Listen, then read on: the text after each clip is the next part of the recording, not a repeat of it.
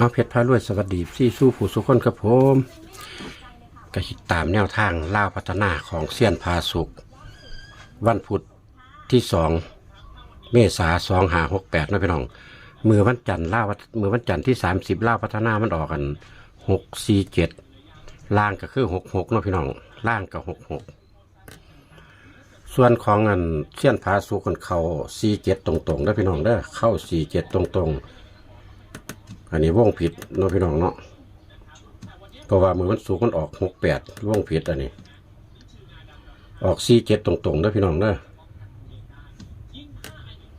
พี่น้องมาเบิ่งล่าพัฒนาของเงินล่าพัฒนาของเซียนพาสุกพี่น้องละรัฐบาลไทยมันออก687เบิ่งดูคันแม่นรัฐบาลไทยเนาะพี่น้องเนาะเข้า3ตัวโตดเลยคันแม่นรัฐบาลไทยเนาะพี่น้องเนาะอันนี้เพิ่นบัดให้ล่าพัฒนาซะแต่ว่าเข้า47ตรงๆเด้อพี่น้องเลขมันออกเลขบนมันออก47นะเห็นบ่เข้า47ตรงๆเอาเข้ามาตามกันต่อพี่น้องของเซียนพาสุกนี่ลาวพัฒนาเซียนพาสุกเพราะว่ามันโทรมาตอนเช้าโทรมามันก็บ่ได้ลงแล้วเอาน้ำรัฐบาลไทยอยู่เนาะห่วงรัฐบาลไทยวันพุธที่2 เมษายน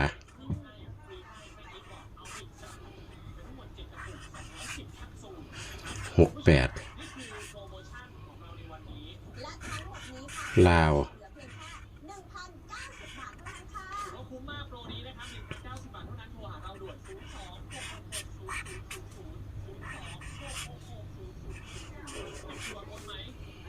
เซียนผาสุกต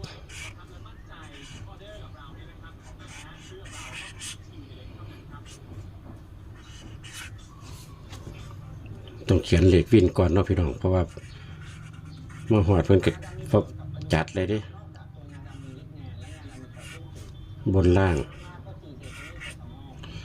เอาเขียนล่างก่อนก็ได้วินล่างบนโหลดกับหน้ากับหลังธรรมดามันต้องบนล่างอันนี้ล่างบนเลย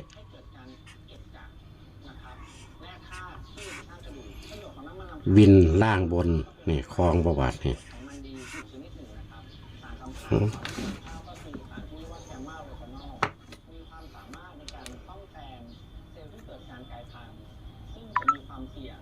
เป็นเซลล์มะเร็งได้นะครับโดยที่มันจะซ่อมแซม DNA นะครับทั้งที่ DNA เนี่ยกลับมาทำงานได้ปกติถัดมาน้ำมันรำข้าวมีวิตามิน E สูงครับวิตามิน E ขาแป๊บหนึ่งเด้อพี่น้องเด้อช่วยปกป้องเซลล์ปกป้องผิวปกป้อง DNA ของเราได้นะครับซึ่งเราทราบอยู่แล้วว่าวิตามิน B เนี่ยเป็นสารสื่อประสาทช่วยบำรุงระบบสม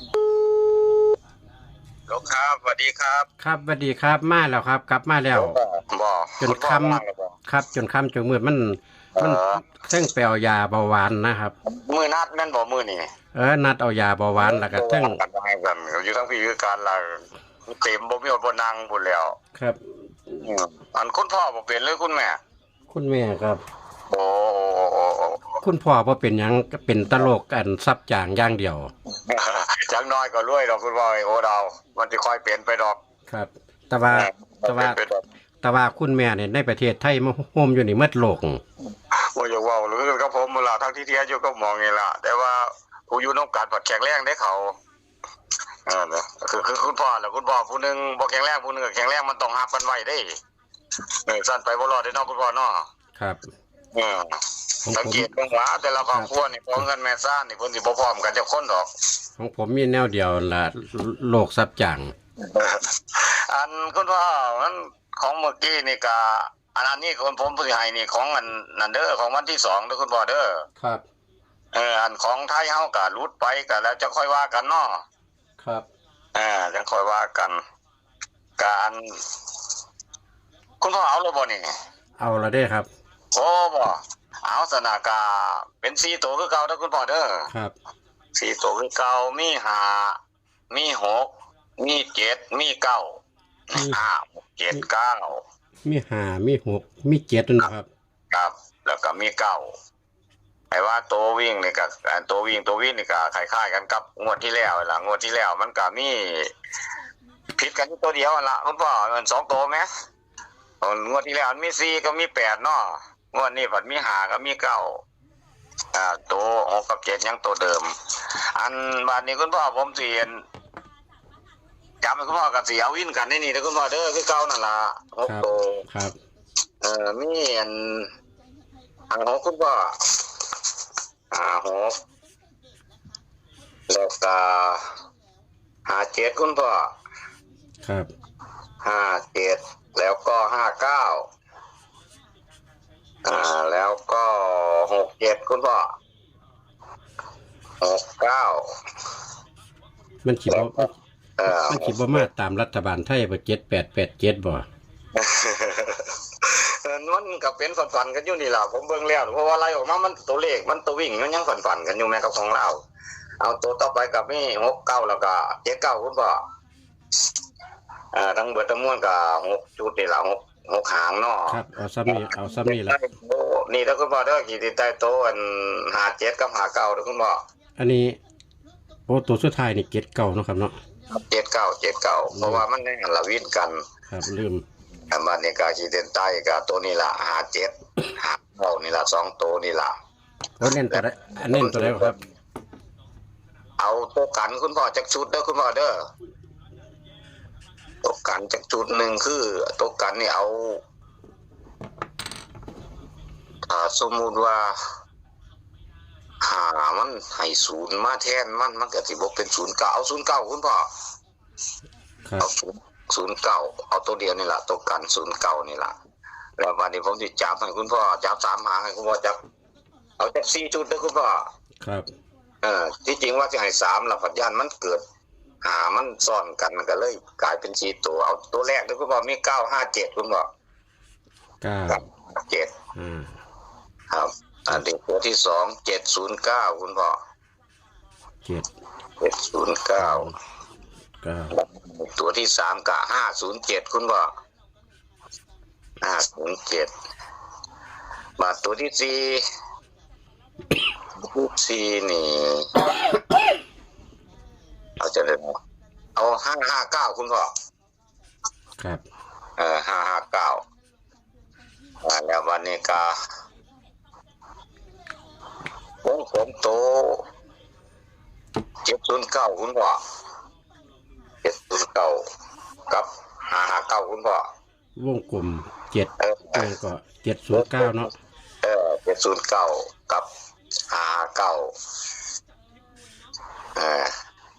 การบางคนก็สิสงสัยเนาะ อันเลข2ตัวเน้นตัวใดครับเลข2ตัว เลข2ตัวบอกมี57กับ59คุณพ่ออันผมอธิบายจังน้อยเนาะบางที่ FC เพิ่นอาจจะบ่เข้าใจ ครับ เข้าใจตรงไหนติตรงที่ว่ามันศูนย์มันมาแต่ไสจังซี่นะเพราะว่าอย่าลืมว่ามันคู่กันอยู่ในนี่สังเกตบ้างเด้อผมสิย้อนไปงวดที่แล้วเมื่อกี้นี่เนาะวันที่31เนาะผมให้ไป4 6 7 8เลขแต่มันอยู่ในนี่ทั้งหมดแต่ว่ามีตัวเดียวที่หลุดไปก็คือนี่ล่ะคือมันก็เข้า47ตรงๆอยู่ครับนี่ เอาที่7อยู่คุณพ่อแต่ว่ามันหลุด8กับ3มันหลุดไปมันเหลืออยู่นี่มันมี4 7เนาะที่มันเข้าอยู่ในนี่6 7ผมก็จับใส่กันบ้านนี้พัดอันโตที่เป็นโต๊ดนี่พัดผมพัดสลับเลขบ่ถือกันนะคุณพ่อ บ่เลขเป่าเลขเบิ้ลมันบ่นั่นใครเข้าหรอกครับรุดทุกอาจารย์ครับ อันเลขล่างมันออก66อ่ะนะ อันนั้นโตอันเลขโต๊ดมันนี่เนาะมันตามปกติมันสิเป็นอัน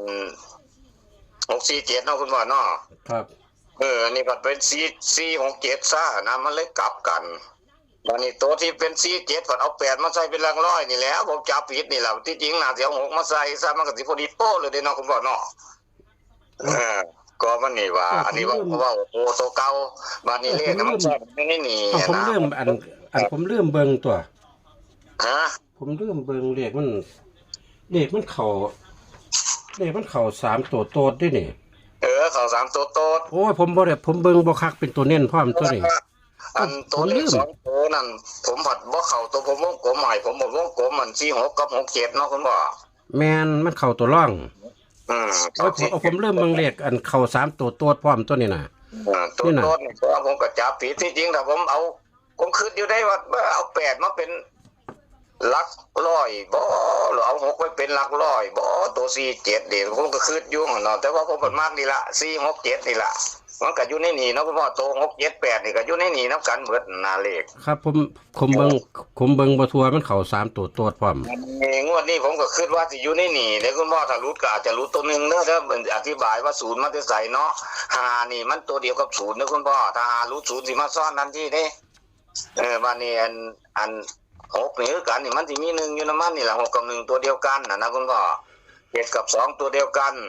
แต่มันบ่มีตัวตนดอกแต่ว่าถ้า7รุดปั๊บ2มันสิมาแทนของมันจังซี่นะ9กับ4ตัวเดียวกันตัวที่บ่มีอยู่ในนี่นั่นพอเห็นตัวตนน่ะมี0มี1มี2มี4เด้อคุณพ่อเด้อบางทีมันอาจจะมาพาแต่ตัวใดตัวหนึงหลุดไปเมื่อกี้นี่มันพอบ่หลุดมันเข้าวินกันอยู่ในนี่พอดีมันก็เลยมาเข้า47เนาะคุณพ่อเนาะ ครับ บัดนี้ก็ที่ผมจับให้ก็คันมันยังเดินล่องเก่าอยู่ก็คงสิเข้าอยู่ดอกคุณพ่อกะทั้งเบิดทั้งมวลมีเท่านี้เด้อคุณพ่อเด้อ ครับ ครับจังไดก็ขอให้โชคดีทุกผู้ทุกคนล่ะสวัสดีครับขอให้โชคดีครับสวัสดีครั ครับ บสวัสดีครับ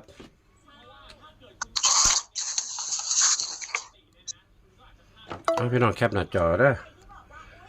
ก็พ่อมันก็อธิบายกันแล้วพี่น้องตัวเน้นตัวเด่นก็มีแต่แค่57 59ล่ะตัวเน้นพี่น้องตัวกันตัวร่องก็จะปลายจะถิ่มว่าที่แล้วก็47กับเขาตัวร่องเบิ่งเหล็กบ่ทัวเหล็กพ่อเพิ่นเข้า3ตัวโตดพร้อมเนาะพี่น้องเนาะลืมเอาตามนั้นครับผมขอบคุณพ่อเสี้ยนพาสุกหลายขอให้พี่น้องเฮาโชคหมานมื้ออื่นนี่รวยๆเฮงๆกันฝากกดไลค์กดแชร์กดติดตามเพจพารวยสำหรับคลิปนี้สวัสดีครับผม